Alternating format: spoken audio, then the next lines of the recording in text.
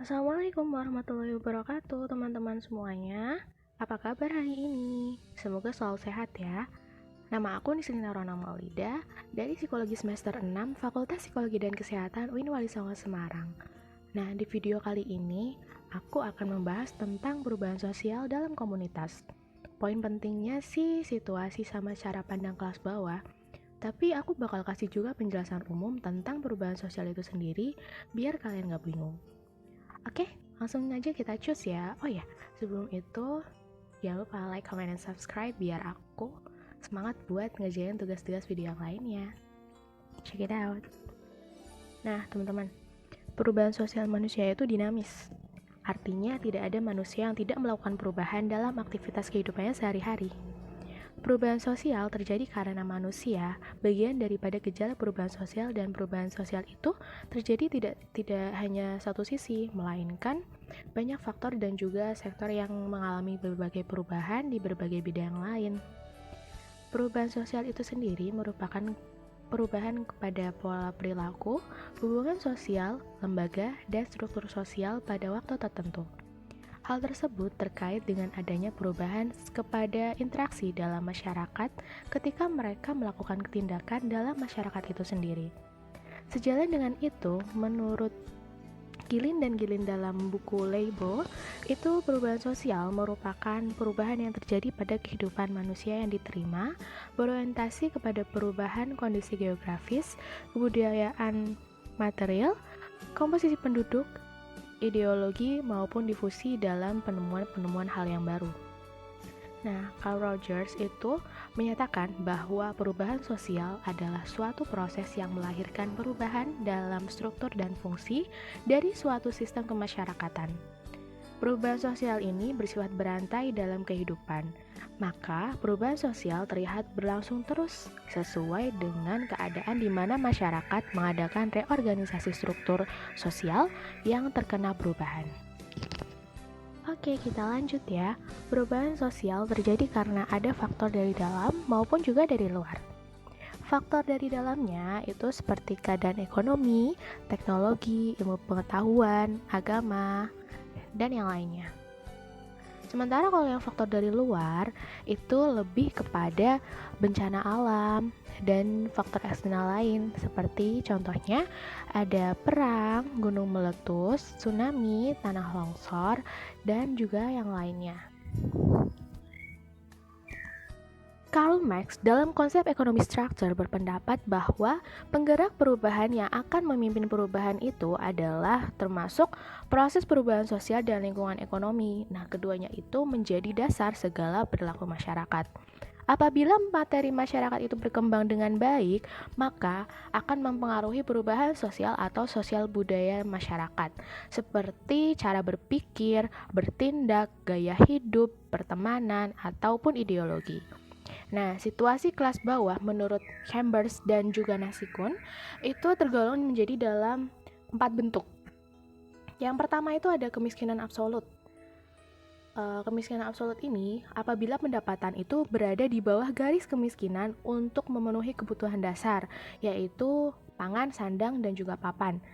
Selain ketiga itu ada kesehatan, pendidikan, dan lain-lain. Kebutuhan primer ya teman-teman, lebih tepatnya itu untuk bisa hidup dan juga bekerja itu pendapatannya berada di bawah garis kemiskinan. Kemudian yang kedua itu ada kemiskinan relatif. Kemiskinan relatif ini adalah kondisi miskin karena pengaruh kebijakan pembangunan yang belum menjangkau semua masyarakat. Yang ketiga ada kemiskinan kultural. Persoalan sikap seseorang atau sekelompok masyarakat yang disebabkan oleh faktor budaya, misalnya malas, pemboros, dan tidak kreatif, tidak bisa berinovasi seperti itu. Yang terakhir ada kemiskinan struktural. Kemiskinan struktural ini adalah situasi miskin karena rendahnya akses terhadap sumber daya yang terjadi dalam suatu sistem sosial dan kerap menyuburkan kemiskinan masyarakat. Selanjutnya kita masuk ke cara pandang masyarakat kelas bawah. Gaya hidup mereka itu tidak bisa berkembang karena situasi dan kondisi mereka yang hidup dalam kemiskinan. Pihak kelas bawah atau yang lebih sering dikenal dengan istilah proletar itu menekankan kepentingan ekonominya untuk meningkatkan kesejahteraan mereka sebagai imbalan dari tenaga dan waktu yang telah diberikan dalam proses menghasilkan produksi. Dengan demikian, terjadilah pertentangan atau konflik yang berkepanjangan dan dari konflik itu selalu menjadi korban adalah kelompok proletar karena tidak bisa mencukupi kebutuhan hidup sehari-hari, bahkan tidak mendapatkan hak atas tanah, bangunan, dan hidup yang layak. Apabila ekonomi belum terpenuhi, maka hal ini juga menyebabkan sumber daya manusia yang meliputi cara berpikir, bertindak, bertutur kata, ataupun gaya hidup, budaya, dan juga cara bersosialisasi itu perbandingan antara kelompok proletar dan juga kelompok kelas atas itu sangat berbeda dengan masyarakat pada umumnya yang hidup layak dari segi ekonomi. Nah, itu masyarakat kelas atas ya ikutnya.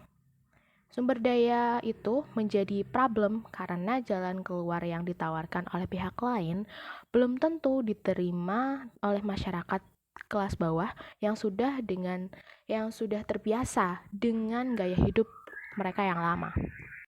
Nah, yang terakhir ini ada suatu kutipan ayat Al-Quran yang menjelaskan tentang perubahan sosial ya, yang mewakilinya. له معقبات من بين يديه ومن خلفه يحفظونه من أمر الله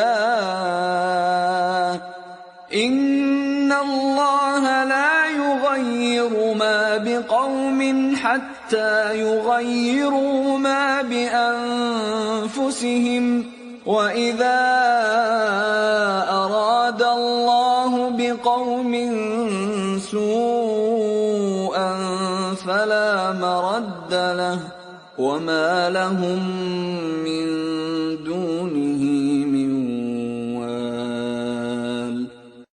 Baginya manusia ada malaikat-malaikat yang selalu menjaganya bergiliran dari depan dan belakangnya. Mereka menjaganya atas perintah Allah. Sesungguhnya Allah tidak akan mengubah keadaan suatu kaum sebelum mereka mengubah keadaan mereka sendiri. Dan apabila Allah menghendaki keburukan terhadap suatu kaum, maka tak ada yang dapat menolaknya dan tidak ada pelindung bagi mereka selain Dia. Quran Surat Ar-Ra'd ayat 11. Baik, terima kasih teman-teman sudah mendengarkan dan juga memperhatikan apa yang ada di dalam video ini. Pastikan kalian selalu sehat dan menjaga kesehatan tentunya. Jangan lupa cuci tangan dan terapkan pola hidup sehat. Terima kasih. Wassalamualaikum warahmatullahi wabarakatuh.